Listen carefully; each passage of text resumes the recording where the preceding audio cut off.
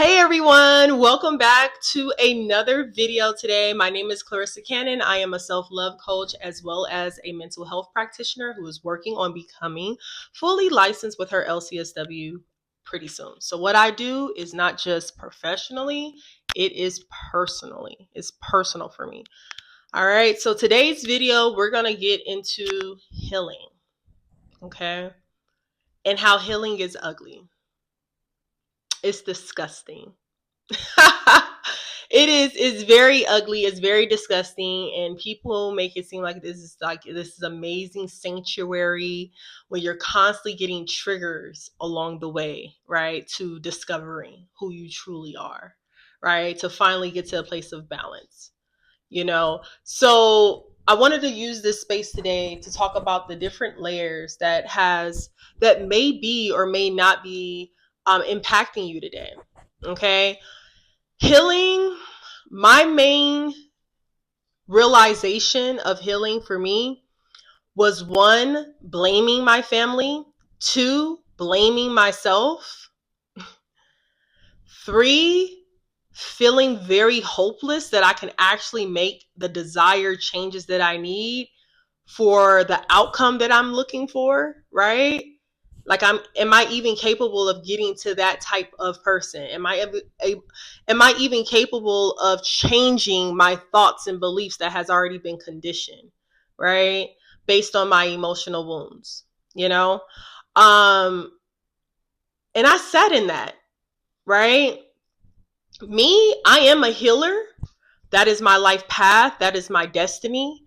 I practice EFA, so I get readings done. I connect with my ancestral ancestors, and energy is literally an energy reading where it's divine on who you are, what is your destiny, what are you here for, and actually to help you navigate your own Ori, meaning your head, So with this process of healing for me, it's always said for me that my task is distasteful, but it's necessary, right?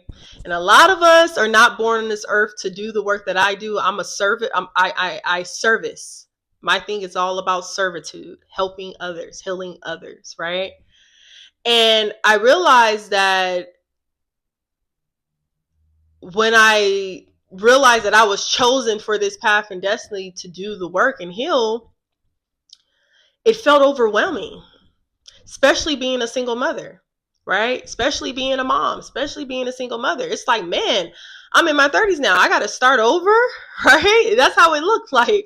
Like I'm trying to get access to the VIP, right? I've been standing in this long roller coaster ride, right? And finally when I thought that I get up to the line, y'all telling me I got to go back to the beginning of the line. I don't know if I want to do it. And I'm very spiritual, obviously, with my tradition. So the work that I do, they believe in the past, the present, and the future. It's all connected. My ancestors, my present, who I am now, my future, right? Everything is all connected. It's not just self, it's community, it's the world, like nature, animals, like we're all connected, right? And I'm like, why I gotta do this work?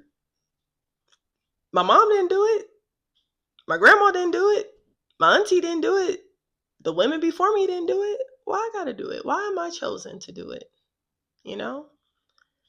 And that was ugly for me because I felt like the emotions were so big. The emotions were so heavy. The emotions of discouragement, the emotions of hopelessness, the emotions of just heaviness of like, damn, like I really thought I had my shit together and I don't. I think that's the ugliest part of everything is that majority of us are functioning in our body, in our world, thinking that we got our shit together and everything's good by putting some clothes on, makeup on, laughing, giggling, going out, having a decent job. We're good, right? But when you really go deeper, we're not. And that was ugly for me. Looking at myself was ugly for me. Looking at the wrongs was ugly for me. Looking at who was accountable and responsible to help me in my healing process was ugly for me. And then looking at, damn, I still got a long road to go ahead. What does that look like? Is it going to even be harder? Am I going to be able to go through with it? Will things ever get easier for me? Right? It makes you very discouraged, and that's why none of us want to do the work, because it's work for a reason. So it's ugly dealing with the healing process, dealing with the process of being able to let go what you thought was to no longer knowing what the hell is going on, right? Like, what the hell? Where do I start? What is life? You know what I'm saying? Healing is ugly because now you're coming to the realization of like, damn, family, my thoughts, you know, things that has empowered me, influenced me, is not even I'm not even function or operating in my authentic self. You know, I'm operating from, I'm tired of the word trauma, to be real. I'm not going to lie about it, but we're operating from a space of ignorance, lack of nurture, lack of care, neglect emotionally. We were neglected, right? We didn't get taken care of. We weren't nurtured. So coming from that space and surviving in that, right? Like, we survived, right? We survived in that space up to this point in our life. But it comes to a point where it's like, it's not working for us. Is it working for you? Because it definitely wasn't working for me. The type of man I was attracting, the type of woman I was in those relationships, very masculine, right? Like I mentioned, healing is ugly, but obviously that's where I'm getting at, right? That of course is ugly as you begin, is ugly as you start, but as the process begin, right? It comes to a point where you're going to go through these cycles of grievance and then become extremely angry, in denial, then acceptance, then not acceptance, and then it's your fault, then it's like self-blame, guilt, attacking, targeting, right? You're going to go through a lot of emotions because now a part of you is awakened to the point where now you have to literally cut the cord. You know, and some of us have the scissors in our hand, but not ready to cut because of the fear of letting go of the people or things that no longer in your ways, that no longer would ever be able to be part of your new journey, your new chapter, right? So as I began, I realized for me,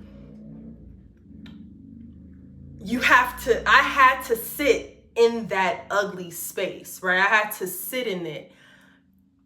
Healing is not the aesthetics, the crystals, right? Healing has nothing to do with the aesthetics. It has nothing to do with the sage. It has nothing to do with the attire, right? It has nothing to do with none of that stuff. It has everything to do with your mind and your heart that has been broken, and us trying to put those pieces back together, right? To fix us, to rebalance us, right? So with that being said, you guys, I have started the 75 Hard Lovers Girl Challenge. We will begin the strategy of planning this next Friday. Okay? If you want access to the private group, only if you're ready, only if you're serious, because I will kick people out that it's not serious. You're not ready, that's okay. But do not commit to this group and this work of other women, right? And you're not ready. Okay.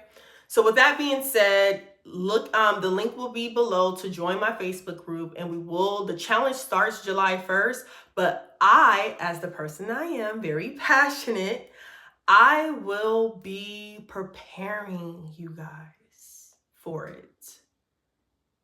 I'm going to show up as my best and give y'all my best for free. I've been in this field for 6 years as a mental health practitioner. I've been dealing with my shit for 32 years, right? And been doing the healing work, fully healing, 2 years straight and some change, right? But overall, it has been an awakening, self-awareness. And then I add more pieces, then more wisdom, and then more wisdom, then more doors and doors and doors and doors continue to open of growth. We don't never stop evolving. We don't never stop growing. All right, you guys, that's just, it just never, then it becomes a new trigger, then that trigger, then this trigger, then this trigger. But really, these triggers are not really triggers. They're really new unlocks of yourself. Like a game, you know how you unlock another mission, even though that mission is going to be harder, but you're growing, right? You're moving on. You're getting closer to the ultimate goal, right? So it's not a trigger, it's wisdom, a trigger of wisdom. How about that? Okay. So, hopefully I was able to bring this full surface on why healing is ugly, the stereotypes of healing, and things like that, and how I will be contributing to help supporting those who need it in the 75 Lovers Girl 75 hard challenge, so you can finally begin your Lovers Girl journey, okay, the right way. Especially if you want to be a hot girl summer, this is what you should be doing this summer. Working on your hot feelings. All right. Until next time, you guys, please comment, like, subscribe. You can comment Lover Girl. I will love that. The engagement. Tell me what your thoughts and feelings about the video. And if you will be joining the Lover Girls Challenge, put comment. Lover girl me, you know, lover girl, lover girl, lover girl, lover girls. Because I'm so excited. I'm so excited for this journey and for you guys, okay? Until next time, talk to you soon.